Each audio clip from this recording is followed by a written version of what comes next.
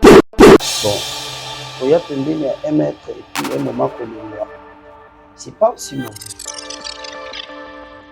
Moi, je ne crois pas qu'il y a un père dans ce monde, partout dans le monde. Tu peux parcourir le monde entier. Tu ne verras pas un père qui paie les frais pour son fils. Attends la même école, c'est-à-dire la même classe. Son père aura besoin qu'à chaque fois, à chaque année, qu'il y ait l'amélioration. C'est-à-dire la première, la deuxième, la troisième. C'est-à-dire quoi? C'est-à-dire, lorsqu'on vient auprès d'un maître, c'est pour apprendre. Alors, se retirer auprès du maître, ce n'est pas un péché ou ce n'est pas aussi une rébellion. Donc, la façon dont les gens l'interprètent, ce n'est pas une rébellion. Donc, on a l'exemple, il y a dans un bêtement de solo en passant. Pas aller ça, je salue mon trésor. Comme des moukaïs. C'est un homme béni. C'est un homme béni, c'est connu partout. Mais papa, on a besoin d'une les réseaux, quand c'est peut-être les réseaux, il y a un rapport, il y a Wenze, il y a un grand truc. Non. Il faut entretenir de bonnes relations avec le Saint-Esprit. Mais mon sous baza bongote. Pourquoi? Parce que les projets naïe, les missions te recommandées par Yanzam. Vous voyez un peu la différence. C'est-à-dire, ce qu'on moni moutou a bandi projet et que ceux qui n'en là, on a toujours eu à dire que les hommes de soient appelés vision, appelés ça provision. La provision, c'est quoi? Nous avons. Mais ce qu'on moni moutou, pembeni naïe, zamba tchio batouana, au bakuki kubesa 2000 euros, 1000 euros naïe, pour nous soutenir au salaire. Et en fait, tu te rends compte que malgré tout ce qui venait comme finance, comme soutien, Moutouan n'a qu'une nulle part. Non, c'est un brouillard. Il faut le mettre de côté. Babi, babi, babi, babi, Asia Wamboyo, Jeda, Nebukole Sharaya, Ipabi, Yesu Sharakuna, Ipabi, Ikaraku Pabi, Sharana, Ipabi, Asia Wamboyo. Shalom, shalom.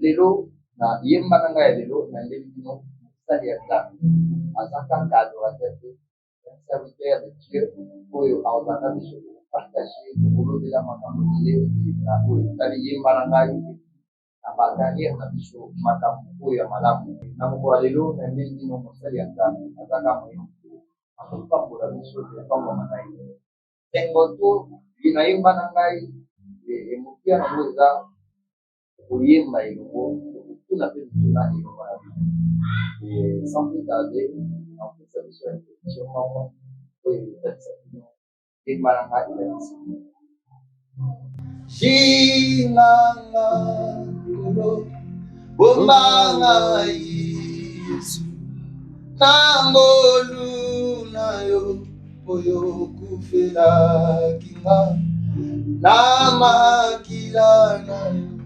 betolanga Yesu oyo lobiko jinga Kolo bomangai Yesu nangolu nayo yo kufela akilaye namakila nayo yetoranga Yesu Yesu kolo nalobishinganga ikolo bomangai Yesu nangolu nayo oyo kufela okufelanga namakila nayo etoranga Yesu Yesu kolobo obiko nanga. C'est déjà pour comprendre yembalangai toyemi ensemble na invité nanga donc yembalanga toyemba yo donc oyemite mabe oyemba na biso elongo. Et sans plus tarder, mon quoi s'est présenté pour Salanzambe et Nabomo ya papa Alain, s'est présenté à Ibisabiso Audio, Piazanani, et papa Yabanangoni, et Tozawa, Toko découvrir ensemble Nabino papa Alain et Motenayo. Motenabiso. Les deux, c'est plus que une émission Nangaï, Otozolo, Baye, Manangaï, et impressionnant les années, Soko Kiko s'est présenté Balanzambe au Baotalayo partout dans le monde. Merci beaucoup pour tout ce qui me suit. Je réponds au nom des frères Alain Nestor Tchonza. Je viens du Congo Kinshasa. Je suis chrétien au départ, parce qu'il y a une différence entre musicien chrétien et chrétien musicien. Je suis chrétien au départ, artiste musicien. Je suis du groupe Bethlehem Musique, dirigé par le pasteur Mike Flor Moulumba. Actuellement, je suis à Angola. Je fais aussi mes affaires. Entre-temps, je sers Dieu dans le domaine de la musique. Je suis responsable père de famille, marié. Et c'est un peu ça. Quand nous avons dit que nous papa Alain, et j'ai salué aussi l'homme de Dieu, le pasteur Mike Flor, et il y a Bisso, il y a Baleki Mele, Bisso Baroyo, Tilaka. Moi, il dit a nous sommes là partout dans le monde pour annoncer la bonne nouvelle et ça m'a Yesu. Na kokota mtu na ngai liboso. Boni musala ya Nzambe. Expliquez biso obandi wapi nini sala okoma musala ya Nzambe obanda koyemba. Ça c'est une très belle question, mais je ne crois pas vivre faute du temps. Que tu possible ça parce que c'est une très longue histoire. Quand est-ce que j'ai commencé, comment est-ce que ça s'est passé, et puis c'est une très longue histoire, mais je me souviens c'était en 2012 comme ça quelque chose. Alors je me suis converti en 2014 et du coup automatiquement j'avais pris la décision de commencer à servir Dieu dans ce domaine de la musique. Il y avait un groupe Puissance de la foi, si je ne me trompe pas, ce qui est dirigé par il est actuellement pasteur Madoché Kachala.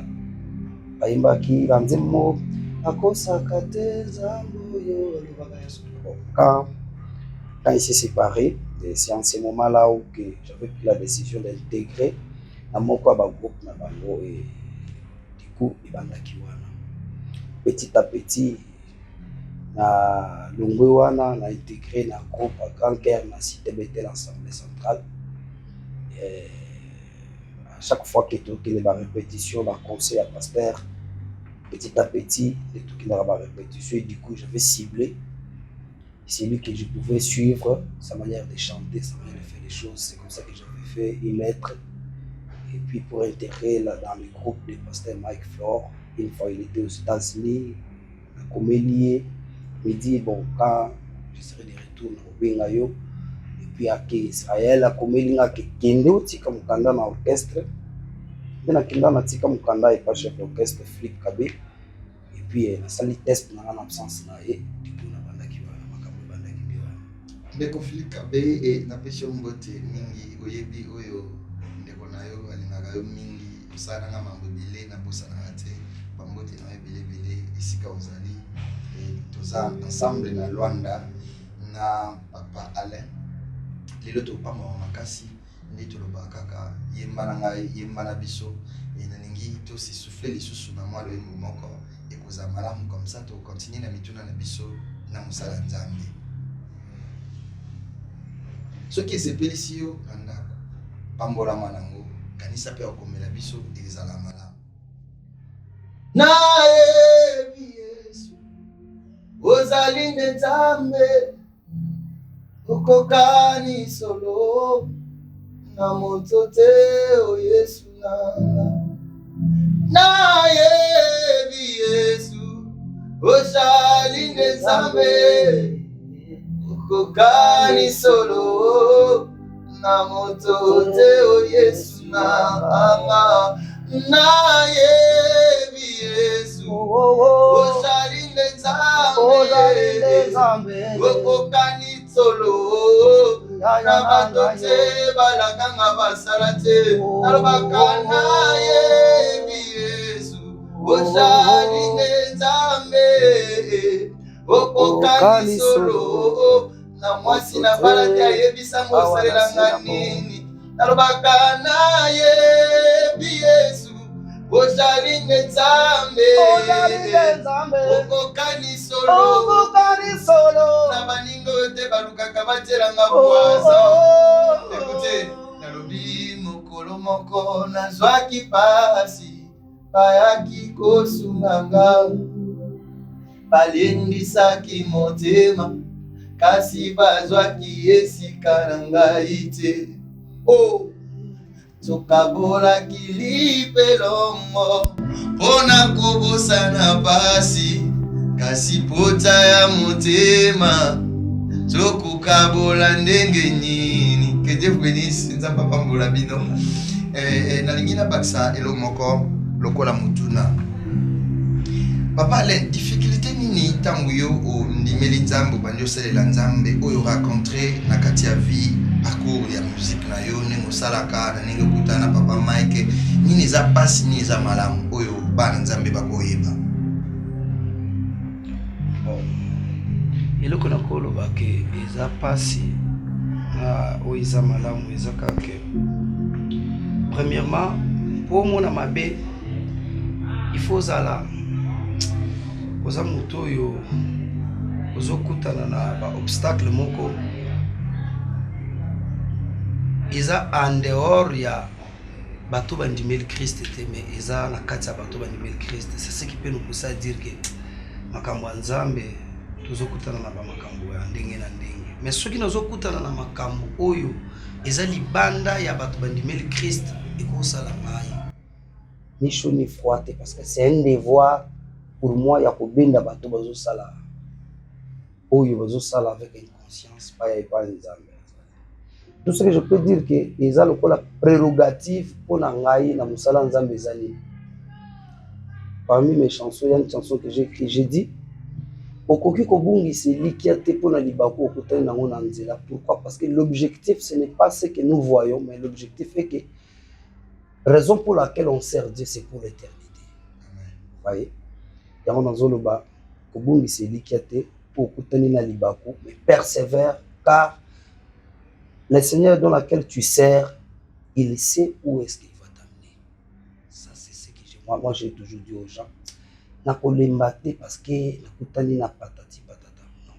Maintenant, le mal est que lorsque tu commences à découvrir que parmi ceux-là qui ont cru à Jésus-Christ, il y a des gens qui sont animés par de mauvais esprits, qui imposent des esprits qui ne glorifient pas le nom du Seigneur. Par exemple, tu verras au milieu des chrétiens, il y a une division qui est basée sur des choses matérielles. Car Christ dit, cherchons d'abord le royaume des cieux et le reste vous sera accordé par des cieux.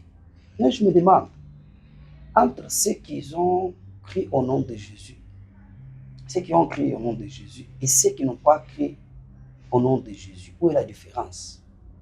Bref, le mal est que les chrétiens n'arrivent pas à comprendre ce qu'ils ont comme responsabilité.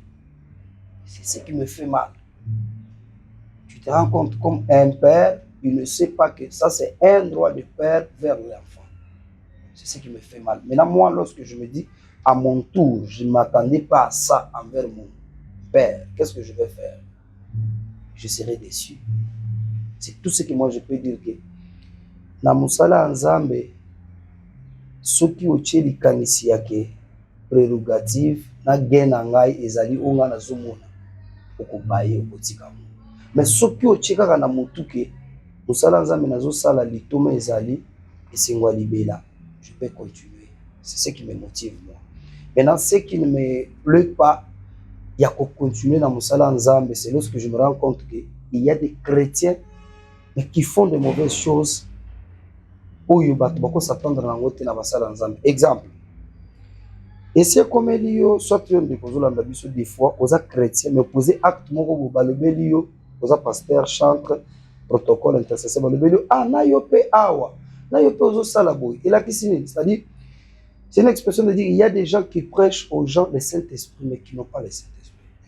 Les gens qui veulent montrer aux gens qu'ils sont dans la parole, mais ils n'ont pas cette parole. Vous voyez? Les gens qui veulent montrer aux gens que nous avons la puissance de Dieu, mais ils n'en ont pas. C'est ça le mal. Vous voyez? C'est ce que nous détestons dans les milieux où il y a des chrétiens. C'est que si je peux dire aux gens qui veulent aspirer, soit qui aspirent déjà servir Dieu, la première des choses que tu dois faire, tu dois se fixer des objectifs. Je sers Dieu. C'est comme le Saint-Esprit. Lorsque tu veux faire du Saint-Esprit, une chose, tu auras l'impression de se servir de lui. Mais si tu fais du Saint-Esprit une personne, tu auras l'impression de l'attirer vers toi afin que tu te sers de lui. Ouais, je ne sais pas si vous avez compris la différence. C'est-à-dire, je me fixe des objectifs que je veux devenir serviteur de Dieu.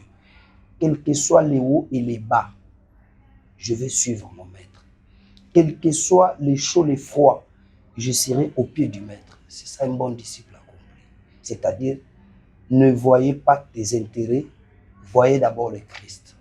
Comme il a dit à ses disciples, cherchons d'abord le royaume des cieux et le reste sera accordé par-dessus. Amen. Papa, l'enkoyoka yo ezotalisa bamabomba mibele na kati ya motema. Na ngina bimisa ngona monoko na yo bana nzambe ba comprendre. Motuna na ngeza boye. Eloko nini ya malamu oyo gagné epai ya Papa Mike Flor na eloko ya mabe oyo monaki me esungi yo kozala Alain ya lelo. Ya mabe na moni pa na ye na ya malamu na moni nazwi pa na ye. Azolanda yo. Papa Mike Flor nalingi yoka makambo malamu ezobima na monoko na ye na ngai te. Bon, ya malamu, si je dois l'avouer, c'est juste que c'est un bon musicien. C'est un bon bosseur dans la musique gospel.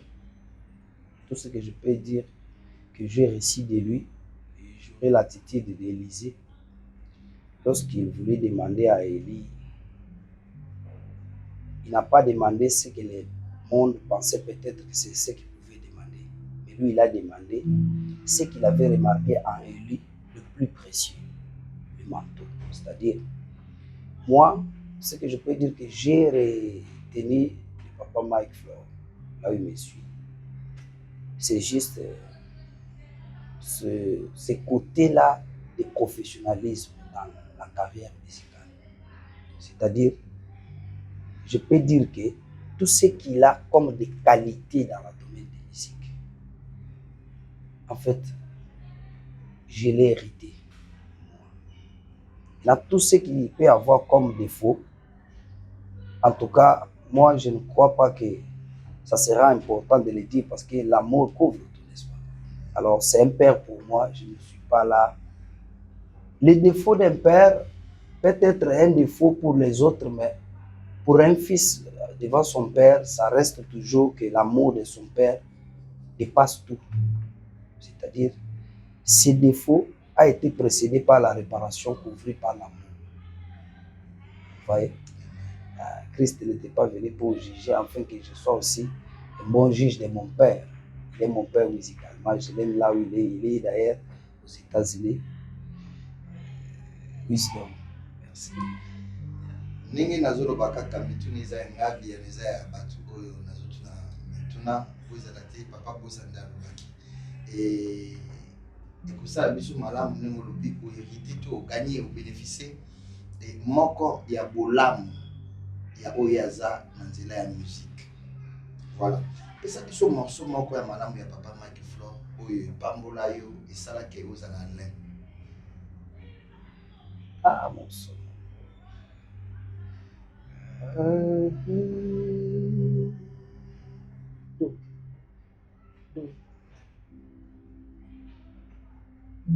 Ojali oya telemisa mapata kuna likolo nangu ya loboko nayo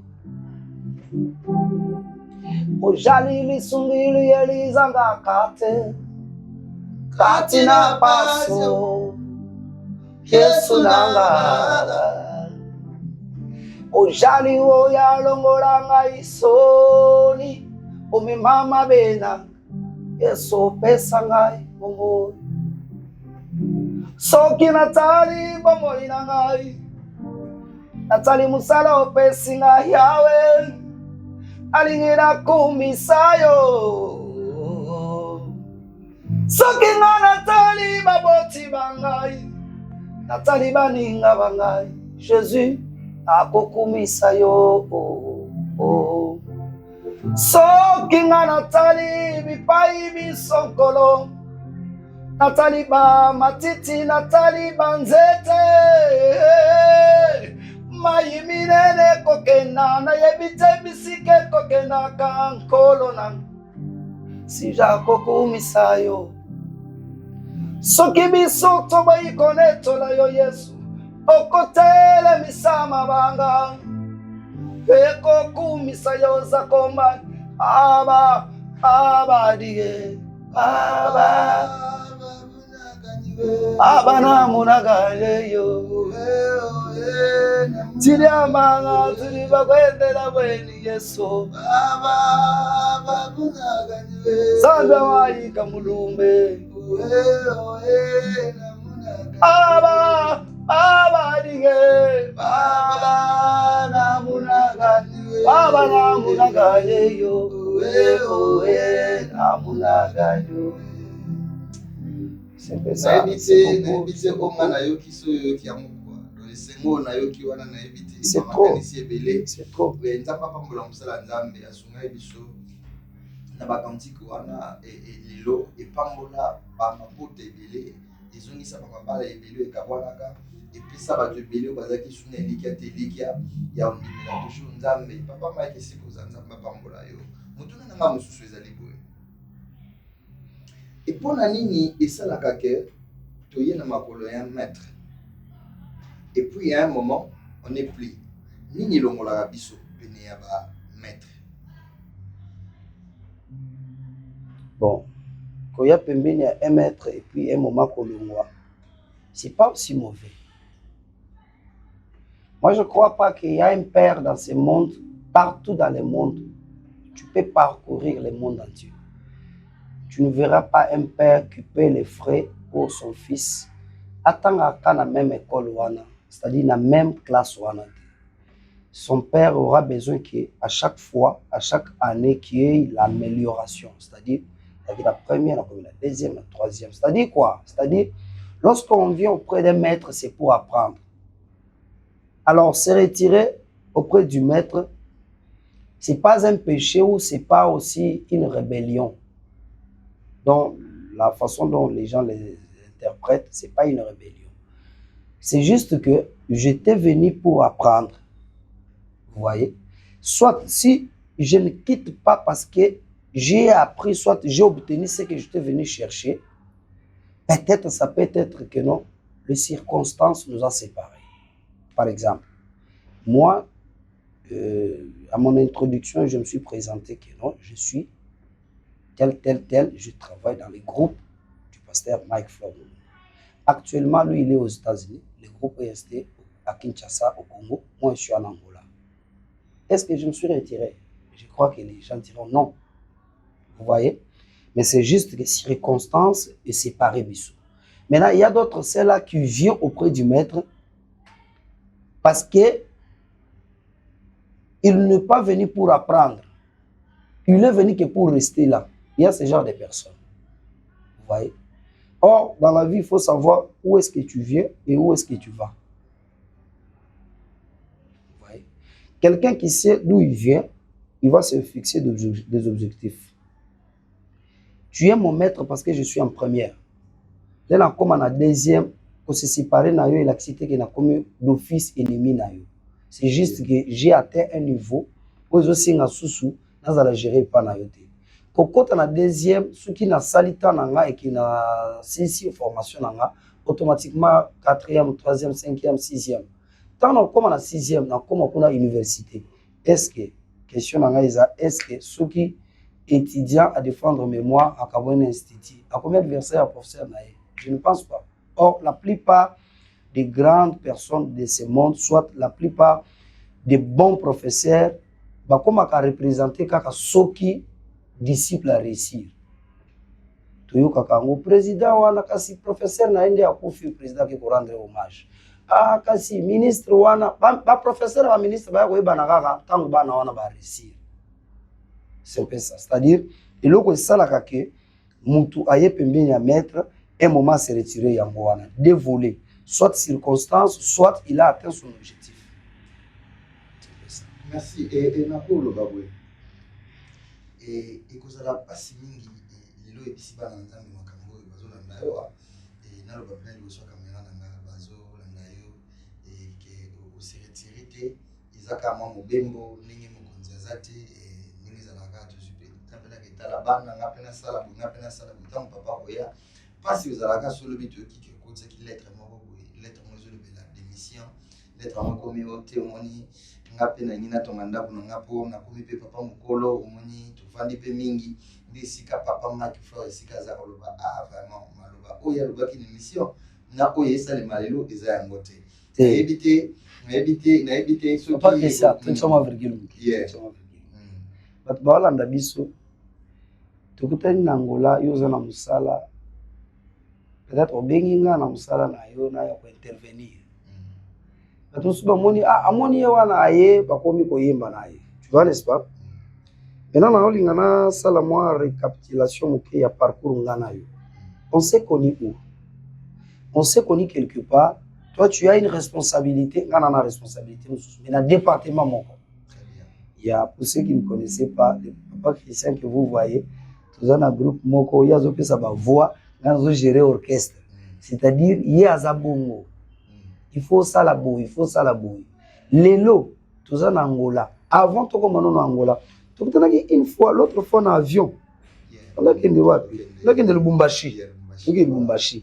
Mais l'église n'a pas su Etikali. C'est lui qui était notre père de l'église Etikali, n'est-ce pas? Mais là qui c'était que Olongoan Olongwe, au premier adversaire. Non. Ils appellent ma bête surtout que non papa là tout ça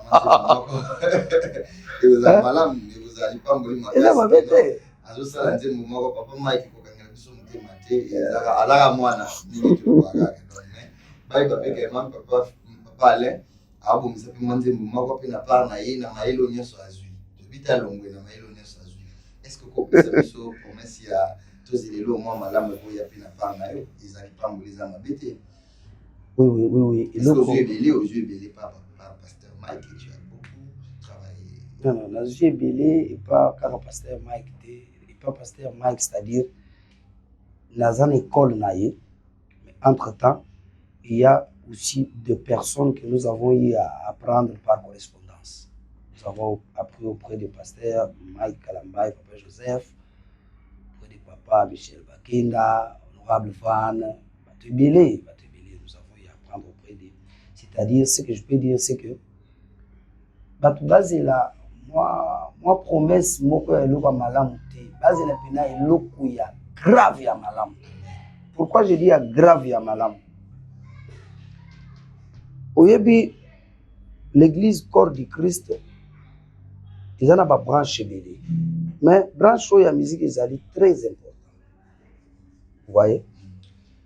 Nga nazoloba il y a grave ya malam. Pourquoi? C'est par rapport il y a l'hymne de la comédie. Je me suis dit, je m'inquiétais Seigneur. Vous vous rendez compte que culte est bandit, culte est cible, tout ça. Mais tu te rends compte qu'il y a un pasteur qui a bien prêché, et lorsqu'il veut faire quand même service mon comment la musique est confiée. Tu vois? Plus tu as l'impression qu'on l'a banda.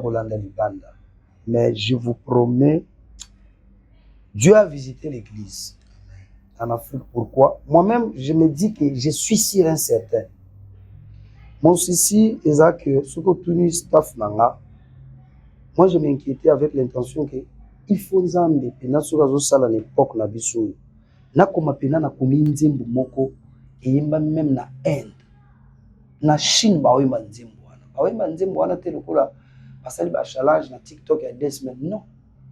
Ba yembi nzembo neti ba Alléluia. Moni nzembo wana eza na ba langue ebele ba traduisant mais na uti Hollande dernièrement que ebimi na 1967. Tozaki wapi? Mais ça continue toujours de bénir les gens aujourd'hui. C'est-à-dire na banda ko senga nzambe à 100% dans le monde entier. Ceux qui ont l'équipe dans Zéland, dans l'église corps du Christ, il faut qu'il y ait des cantiques, il y a que 100% la semaine, pas consommer 80%. C'est en ces dimensions-là que Dieu nous a visités. Moi, ceux qui ont mis belle valeur dans le je vous promets que na uti ko beta concert en février et aussi la calatrote. Ceux qui sont to bimisi yango to ko banda siko ko lancer moko ya ba projet na biso o ils en studio. En tout cas, nous avons écrit des très belles chansons. Dieu nous a inspirés. Est-ce que vous pouvez mettre biso ko pesa biso rendez-vous encore tous là parce que on a besoin de ça et tout bazan pour ça il y a ba promesse inachevité et bah quand même que nous na ngola boy au pas ngola biso na date boy na tambo ko ça la biso boy tozela to anda ozela mo vous allez pas mboler. Bon, premièrement, date il y a sortie officielle. Il y a concert de Dieu en février. Ils allaient fin juillet. Alors, le 27, ils allaient jour anniversaire en septembre. Et qu'on a entre-temps, sortie officielle, il y a titre beaucoup d'années. Par rapport à quoi? Tous en la capacité, il y a ceux qui te le bito fan dans net, les autres allés jour où tous allés le. Ceux qui te le bito fan dans ndako, tout bande pour travailler les lots. Pour payer ce produit à malam. Mais faute de moyens, bah Joseph d'alimenter bazan soutenu beaucoup. Bato bakoki komiser cagnotte na bango, ba tchangi. Pour nous mettre en valeur où il y a une limite. C'est pourquoi tous les bimana moko. Parce que ça va effort personnel. Zamba pas molio na kama musala ozo sala côté studio ibi ba condition oyo. C'est-à-dire au côté studio wana ozola la kuna butu moyi osali oyo lobi kuna oyo lobi kuna sali ça nous prend beaucoup. C'est ce qui nous empêche un peu ya que tout pour ça ba date. C'est-à-dire fin il y a juillet oyo to kobimisa déjà concert intégralité à concert to beta nyonso mobile. Et Kobima, ce qui est bimi, le 27 septembre, de gré ou de force, Nzambe a reçu là. Kobimisa, tu as deux titres à moko. Et bana ko consoler déjà bana Nzambe. Ce qui n'a bien été à malam l'entourage na yo, il y a de nos frères que je connais bien et Van Walesa, honorable Van Walesa et pasteur Mike Flore et Ndeko Michel Bakinda. Il y a plein de gens. Est-ce que je peux t'en sur la encore et pour appeler ça ta coup de pouce na il y a mbongo, il y a ma solo, il y a ma théâtre parce que ma théâtre il y a besoin de mbongo de contribuer nous ça est-ce que solo na mbongo. Bon, pour bête la pena mu porte na mu sadi ya mote. Bon ani. Pour ba osana ba mote poto yebi ba ya na biso bande ko na biso et bosu na ngai ko teninga liberté na yebi mingi. Nous sommes des chrétiens, pour tenir la liberté, kaka bosolon de photo loba mais à des fois kosunga ezama kokoso. Est-ce qu'il y a monde zobanga kobeta bango porte pour bafongwa na bango te? Te kobeta porte tozobanga te mais kobeta porte ezaki na ba raison moko ya biso moko privé mais il y a des personnes quand même qui ont de bonnes foi.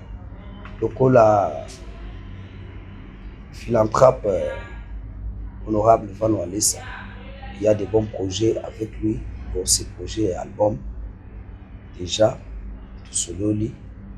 Avant septembre, tu verras toi-même ce que les gens doivent retenir et que et lokoyo yebi ke obimiseli mutoki na yo, c'est ce que tu vas prendre en valeur. Ce que ça constant, la plupart il y a ba aînés na biso ba prédécesseurs na biso. So tali bazaka na ba notion mo album à liboso il faut bêta makas. Pourquoi? Parce que abossa dire, tant abossa dire et tenir et puis à lâcher. Vous voyez? Alors je ne voulais pas qu'il y ait dans ce sens-là. Il y a que batu bachema beaucoup. Moi na reconnaître valeur ya eloko ezate. Il fallait qu'il ngamoko na plaisir na force là. Mutuna moko ezaboye.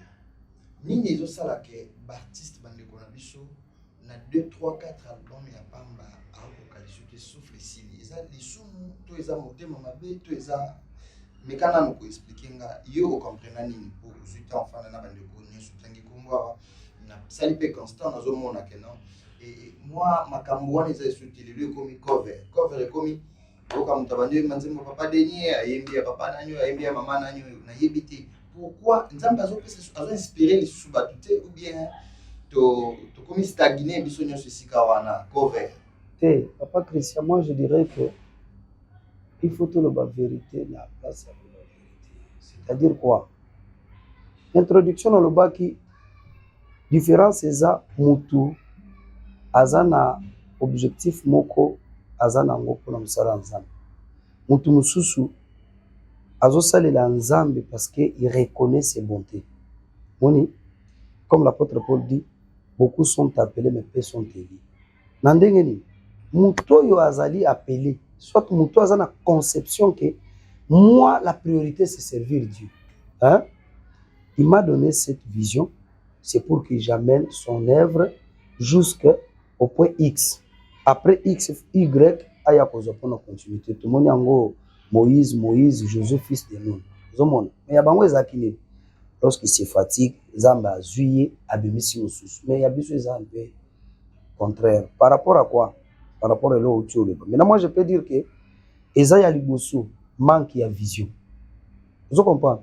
Papa, oyebi, ce qu'on a bangomba lelo, okuta batubele batie batalit, bazuba bazana ba konkonkombo.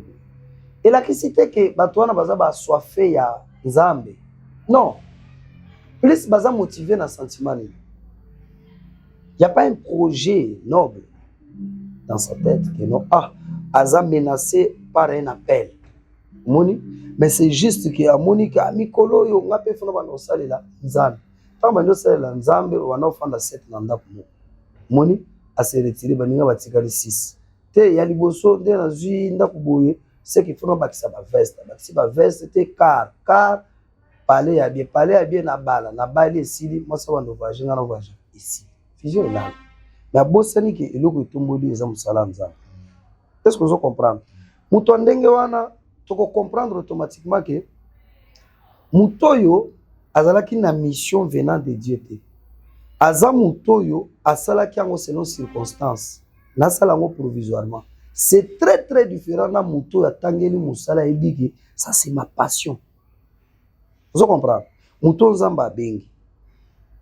Ce qui te le biki, tu peux exemple moko. Tu kolanda exemple ya nazo bete moi le solo en passant. Papa Walesa que je salue muto nzambe.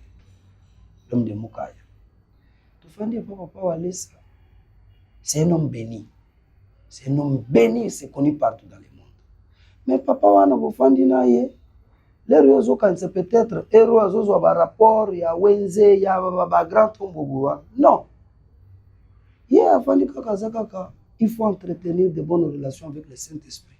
Ah papa combien bazana bazamba bazuka bakoma lokola ye mais lui il peut tout rompre mais pas avec le Saint-Esprit.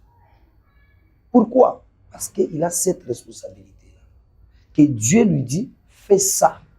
Pendant ça, je dois être en harmonie avec le Saint-Esprit. Mais mon sous baza bongote. Pourquoi? Parce que les projets naïe, les missions te recommandées par Nzambe.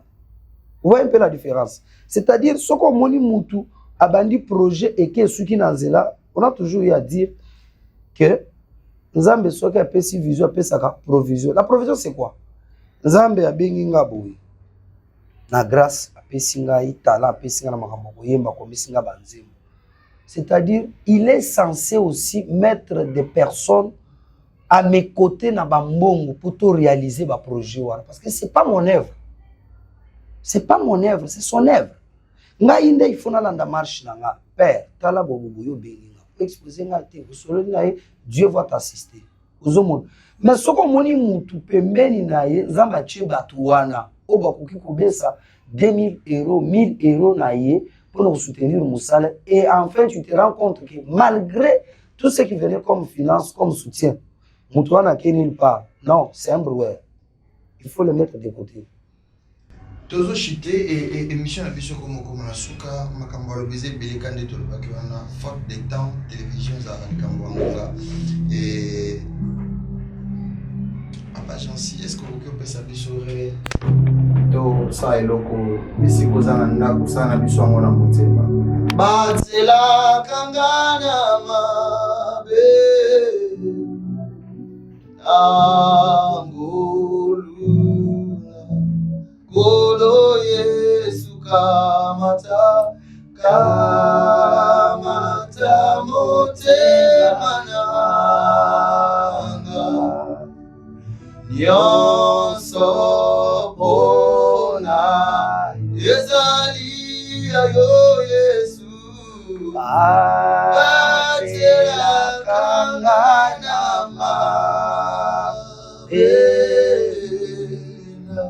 angolo mikolo Yesu kamata motema nabunga te Yesu soko ezali abatote chamakanda chakachamienda walisangalo omakanga mosali ndona kutuna mo nabunga te napengwa tawa nazaya yo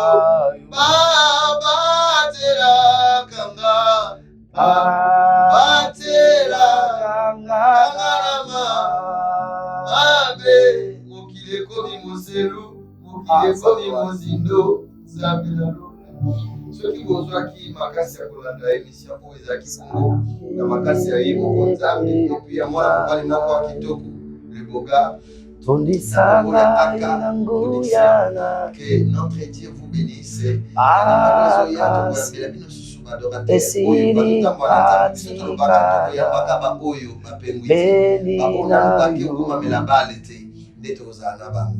merci à Yesu apambola biso. Je dis un grand merci à papa le grand producteur et Mokondi Agi à production. Merci à maman Marie Mathieu. Merci à Oyangai Ndeko, maman Jaja et Nabana Nyonso à papa. Et papa Antoine Nabana. Que Dieu vous bénisse. Babibi, oh, babibi, babibi, babibi, babibi, Masia wa moyo, Jeda, Nebuko le sharana, Ipabi. Yesu shala kuna ni pabuipi ikala ku pabuipi shala na ni pabuipi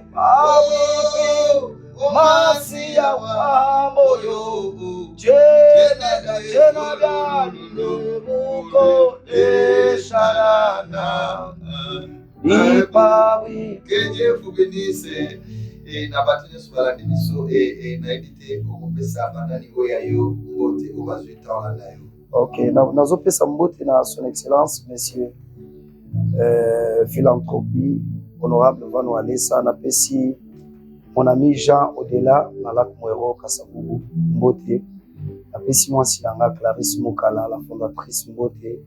Je salue toutes les personnes qui nous ont suivis de loin ou de près. Je salue tous les enfants de Dieu, Église Corps du Christ. Que le Seigneur vous bénisse abondamment. N'hésitez pas aussi à commenter, n'hésitez pas aussi à vous abonner sur la page dans laquelle vous avez suivi ces émissions. Que le Seigneur vous bénisse abondamment. La bonne sanité, patron confort, Place aux anapessions, mon Père. Que le Seigneur bénisse abondamment. Ojina kolo obanga Yesu nangolu nayo oyo kufela komingolunge namakila nayo etolanga Yesu kolo lobiko Yesu mokile bebi jina ngai kolo obanga Yesu nangolu nayo oyo kufela amakila nayo etolanga